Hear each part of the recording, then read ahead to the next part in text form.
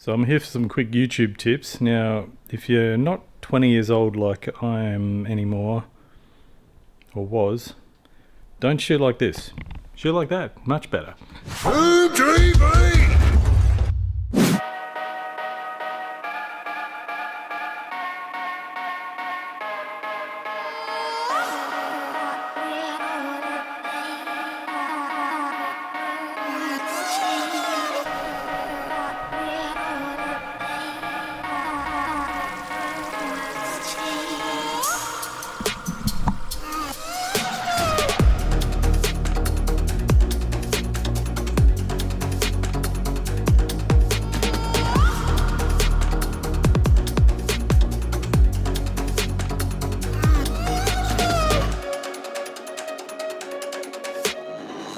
Hey, look at that. So the other day I basically busted out the sandpaper and the Scotch-Brite and everything like that and ripped into sanding down the engine bay, and I repainted it myself. I was going to do it in a panel shop and I went, you know what, it's a race car, it doesn't have to be perfect, I'm just going to do it as best as I can. And it's not amazing, but it's a race car and it's going to get a lot of hard work. So pretty happy with the results. It's an actual colour match of the real paint on the car, so I went to a local paint supplier, gave them the front guard off the car, they colour matched it, and I'm pretty happy with the result.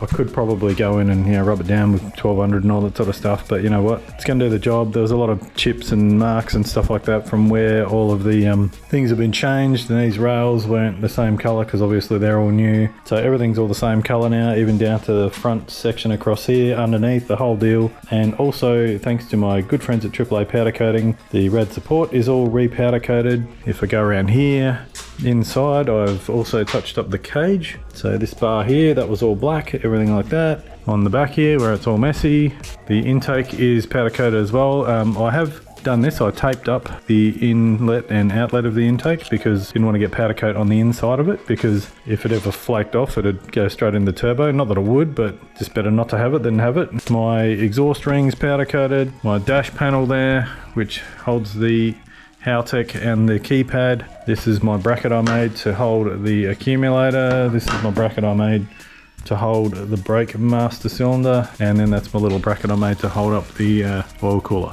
So, and that's a spanner and some tape and a tape measure. Anyway, so there's the cage on this side, so pretty happy with that. It's all come up really nice considering it's just blowing with the rattle can. Also in the floor there where I've modified, it's a bit dark in there, but that's all the same grey colour. So now it means that I can actually start to reassemble things. So today I am basically, and I forgot to mention as well, there's my front cross member, all freshly powder coated. Basically gonna get stuck into putting everything in there. It's been a long weekend. I got one more day of it, and been at the Adelaide Fall Drive show with Frank the Tank. It's not here, it's at the showgrounds. I'm back there tomorrow for I think most of the day until about 2 o'clock because I got to bail because I'm working at the Big Bash Cricket tomorrow night because got to earn the monies. So any time that I have up my sleeve, I'm going to be in here putting this together. And thanks to my little mate KO, oh there's Reynolds. G'day Davey, how you going mate? Any time that I have, I'm going to be working on it, and meanwhile I'm going to be flicking back over here with my phone that doesn't work anymore and going and watching the MotoGP sprint race at some stage, and then also World Superbikes. So happy Saturday night. Let's go for a time lapse, and I'm going to take off the rad support panel because there's only 2 bolts holding it on right now. I'm going to start putting the front cross member in. Also underneath there, which you will see when I start putting them in, is my Viking coilovers for the front of this from the legends of McDonald Brothers. So they'll be going in. So then the front end will be closer to being actually complete, and then I'll be starting to have an actual drag car. So yeah, let's get working. And a big shout out to my mate Todd. Turtle on boards, this guy. Thanks for the t-shirt, bro. And I'll see you when I see you at another event. Always at events.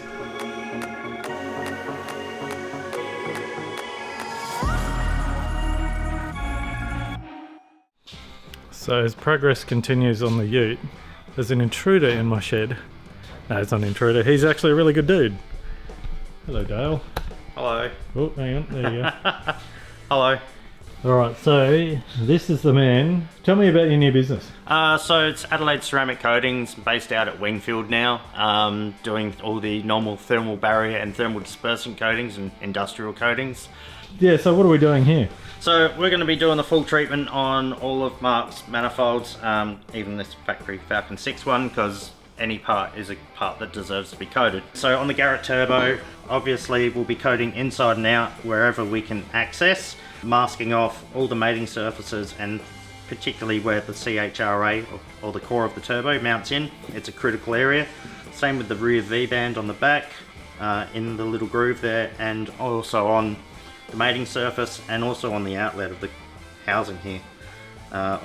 Inlet of the housing here, masking up and on the index step and also on the mating surface. With the exhaust manifold, masking up the mating surface, because most people running these kind of manifolds run an MLS, so you want the surface to be perfect. And same with the other two V-bands, and then we'll coat it inside and out. And same with the factory FG manifold, that'll be no coating on the face. External will be done in the Turbo X Black, which is rated to, I think it's rated to around about, you can get over 1200 with it, but if we put a high heat base coat down on there, we can pump out over 1500 degrees Celsius. Nice. Which is well past the melting point of all of these components. And I'm quite impressed that you knew that was an FG manifold too, because that is an FGX manifold. So. Well, it is, because the earlier ones had the outlet further back. Oh, there you go. Look at that. All right. Well, now that you've done your talking, I'm going to get some shots of all this. It's Monday night in the shed, and I have a horsepower junkie. There he is, the man himself. So if people are wondering what's going on with the engine, it's pretty much ready to go together. We're just sort of finalising the sump, and because Ant's just sitting around not doing any business, just waiting for me, because that's all that matters. No, he's been insanely busy. He's probably built like 50 barrows in the time that we've been building mine. But we're just finalising where the sump's going to go, because it's a bit custom this. And because he likes his measurements and he's quite precise, we want to get this right the first time. Right, so as you would have seen, we're actually at the Jamboree on the weekend. We're hanging out with Brett and Sarah and the All Trade crew, which is really good. Ant was just here enjoying himself, which he needs to do more of, because he's a very busy guy, because he's good at what he does. But no, it's nice to actually have him here in the shed, and we're messing around and checking out the last few adjustments for the sump, because we're not running a factory FG sump, because that obviously won't fit with the girdle setup. But what is the plan with the sump? What's the go with that? We haven't really shown anyone that yet. So not a lot, but our girdle basically sits down here. So we've got to fabricate the bottom half section, and it's going to be prioritised oiling to the rear of the pan, because it's mainly drag, this car. So we just want to make sure that we get the pickup right down at the back. We'll gate it all properly, but we want enough room to do that. So we've got to fit all the safety features in here too. So you're going to have your splash guard and whatnot in the way, your puke tray. So we just want to make sure that everything fits right. So when we drop the engine in, we're not pulling things on and off to fix it. Accessibility is going to be another thing as well. So we just want to make sure we've got enough provision to get in there, work around it, do what we have to do, and make it fit. So yeah, that's basically it in a nutshell. So tonight all we're going to do is take a heap of measurements. I'll take a couple photos. Mainly I'll use the rear face of the sump as a datum point, and I'll bring everything forward from that. So at least then when I draw it up on CAD, that's from the back of the sump forward, and I've got all the measurements in place. At this point, I haven't really filmed any of this because I've been just jumping ahead and busy. So I've got the footage, but I came in and repainted the whole engine bay myself. I got colour match rattle cans done, which are the proper 2-pack hardener cans. Had it matched to one of the front guards. So I'm actually pretty happy with the finish, considering it was a boxer job.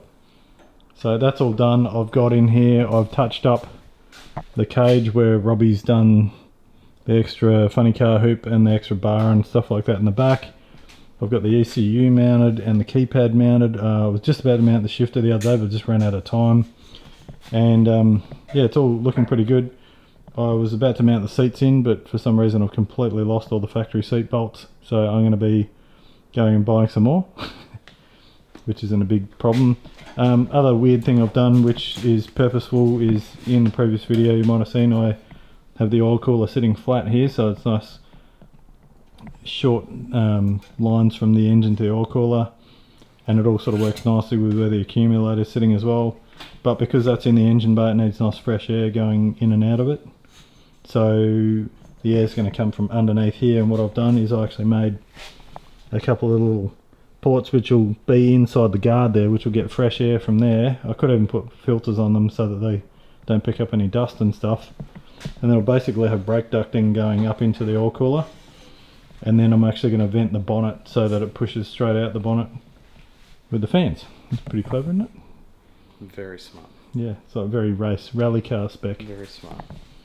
On the back, I have the tonneau cover on. You would have seen the updates with that. I seem to be doing sort of updates that are a bit boring and tedious, but I'm actually really happy with this. The wing's all powder coated, it's all riveted in place.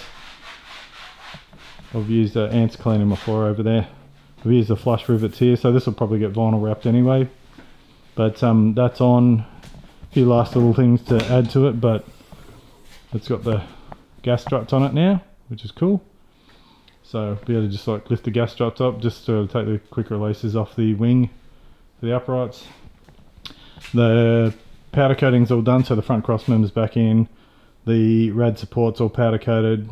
The tailgate, that's just going to get whizzed down. I'm probably just going to paint that satin black because it'll get vinyl wrapped anyway. The floor's just sitting back in there. The fuel tank's ready to go in. So I'm sort of in assembly mode, which is really cool. So that's there. That goes down. It's got the 4 uprights that hold the wing to stop that doing it that. But it's also got, basically I just went super simple, and it's got bonnet pins, which are nice and tight, which is exactly what I wanted. So yeah, always wanted to see what this looked like with a hard lid on it. I'm really happy with it. So everything's all touched up, colour matched. Did a few little touch ups here and there where I needed it, where there's some paint chips. And yeah, we're kind of at the assembly stage, which is really good. I'm happy. You hungry? I'm always hungry. He's always hungry, yeah. I'm always hungry, but we'll finish this first. A few more things on the go with the car. I've got one of the front struts in. I've just jumped ahead, heaps of stuff going on. As you would have seen earlier on in the video, I just had Anth from Horsepower Junkie here doing a lot of pointing, box of stuff again, and just going to swing around, show you what's going on in the front, and rip into doing some more while I get the GoPro charging. Alright, so apart from that, I've got the seats back in the car. I have the ECU sitting there all ready to go. So I'm going to start putting more stuff in there, probably even put the shifter in this afternoon, which will be super cool. In the front here, I have one of the 2 Viking coilovers in there. The spring's just done up loosely, but that's sitting in there. It all seems pretty good. Anth was here the other day, so what we did was we're just finalising the design for the sump, which is the last part of the engine build that we've got to sort out before we can put the engine together. So we need to just make some measurements based around a standard sump.